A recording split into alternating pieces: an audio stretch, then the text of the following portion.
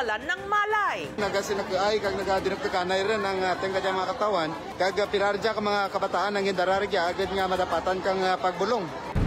Ganito ang estado ng daan-daang mga estudyante na isinugod kamakailan sa Ramon Maza Senior Memorial District Hospital sa bayan ng Sibalom sa Antique.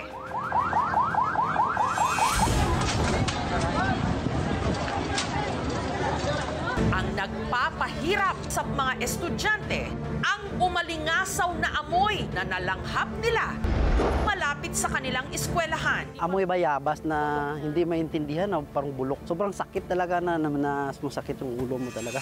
Hinga ng malalim dahil tutukuyin natin kung ano ang misteryosong nakamamatay na amoy.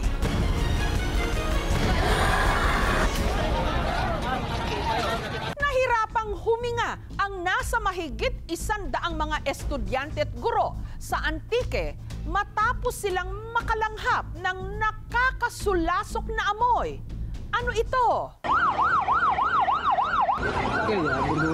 Umaga nitong Miyerkules, wala na halos tigil ang pag-alingaw-ngaw ng mga ambulansya na papasok sa magkalapit na Pisanan National High School at Pisanan Central School. So dyan ang mga ambulansya nga nakapagtubalik. Rumisponde sila sa mga estudyante na sumasakit na ang mga ulo at nagsusuka dahil sa nalanghap nilang kung anong kemikal bandang mag-aalas 6 ng umaga. Nung una, ipinagsawalang bahala lang nila ito. Nang umangat ng araw at lumakas na ang hangin, doon na talaga naramdaman na buong campus na ang merong amoy at nag-i-intense. Tumawag agad kami ng EMS para mag-respond. Ang tricycle driver na si Rodel na namamasada nung mga oras na yon, nabahala lalo't nasa loob ng campus ang kanyang anak na si Eliza. Tinawagan ko yung anak ko, hindi na sinasagot, kaya pinuntahan ko sa loob ng paralan.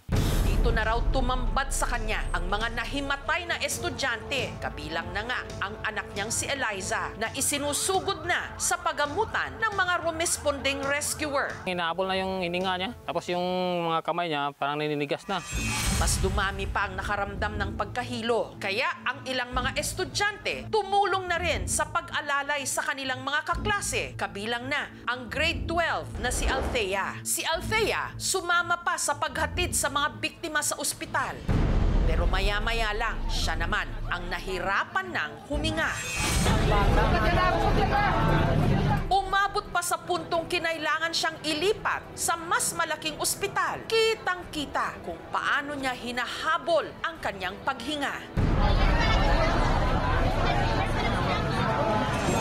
Ang ina ni Althea na si Junela agad sumugod sa ospital nung nabalitaan ang nangyari sa kanyang anak. Taranta na, ma'am. Kasi ano na yan nangyari. Nakita ko lumalaban siya. Hirap na hirap siya. Sabihan ko lang siya na laban lang.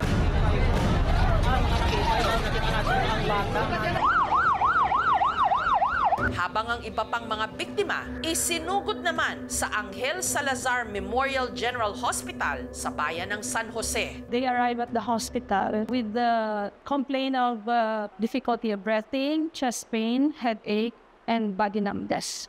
Dahil sa insidente, agad sinuspinde ang klase. Pero ang 13 anyos na si Christine at ang kanyang pinsan, hindi pa man nakakarating sa kanilang bahay. Sumama na rin ang mga pakiramdam. Sakit na gano'n, bang?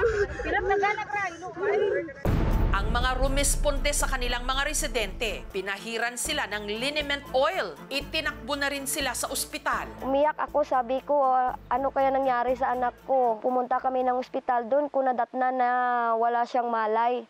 Marami pa raw ibang mga estudyante na nakaramdam ng kaparehong delayed reaction sa nalanghap na amoy. Kaya ang mga ambulansya sumugod na sa mga kalsada, pati na sa mga bahay ng mga biktima. Nagulat din tayo na parang may recurrence ng effect. Umabot sa mahigit 300 mga estudyanteng isinugod sa ospital. Pero ano nga ba ang masangsang na amoy na kanilang nalanghap? Hinala ng ilang residente ang deadly chemical. Parang pesticide. Grabe talaga yung amoy. Parang hindi makaya na. At ang itinuturong pinanggalingan di umano ng amoy, ang palayang ito na 1.5 kilometro lang ang layo mula sa 2 eskwelahan. Pagmamayari ng magsasakang Silyon. 645 nga aman nga pag-umpisa gid. Kana ginanura ka dealer kana kani amo dya gamitin. Testingan talang dya. Pero giit niya, malabong ito raw ang dahilan kung bakit na ospital ang mga bata. Pag plasta na kaya umako, umpisa na ka dya, astalan doon sa kabila. Ayaw na. Maging siya raw mismo, direktang naamoy ang ginamit niyang pesticide. Bali amura, kung epekto may kalaman ng yang bulong ang gigamit ko, dapat una kami. Naura kami man ko na batagano. Kaya mo gusto ko manaan ang diang katabo. Sa ngayon, hindi pa rin tapos ang investigasyon at hindi pa matukoy kung ano at saan nanggaling ang masangsang na amoy. Itong chemical na to ay maaaring ma-absorb sa ating bloodstream at siyang maging dahilan ng pagkahido, pagsusuka, or suffocation. Dapat lumayo tayo sa lugar na yon. Pumunta tayo sa lugar kung saan merong fresh air. Pag may symptoms ng vomiting, abdominal, huwag mag-assume na psychiatric lang yan. We cannot conclude na activity or chemical galing sa farm natin yung cause ng incidents. Mabuti yung ginawa ng farmers na yun na nai-surrender nila yung ginamit nilang pesticides. Sa ngayon, pinaprepare nga lahat ng mga samples. Yung samples na dapat i-test doon sa Maynila at sa Iloilo, transport na po by Monday. Kung halimbawa, pinanggalingan itong amoy na ito ay galing sa isang hazardous waste storage o handler o transporter, may pananagutan ito sa Republic Act 6969 o Hazardous Waste Act. Fines at saka may pagkakakulong din hanggang 6 na taon. Ang ipinagpapasalamat na lang ng pamunuan ng mga eskwelahan, maayos na ang lagay ng kanilang mga estudyante na discharge na rin daw sa ospital ang karamihan sa kanila. Walang babayarin yung mga biktima, yung mga babayarin sa hospital, sagot na po nila. Si Althea na isa sa pinakanahirapang huminga. Ligtas na. Masaya ako kasi ang anak ko nakasurvive.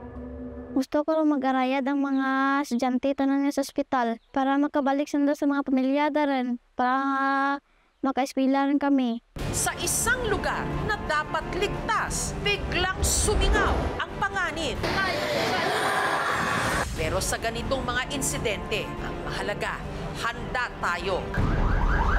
Alerto.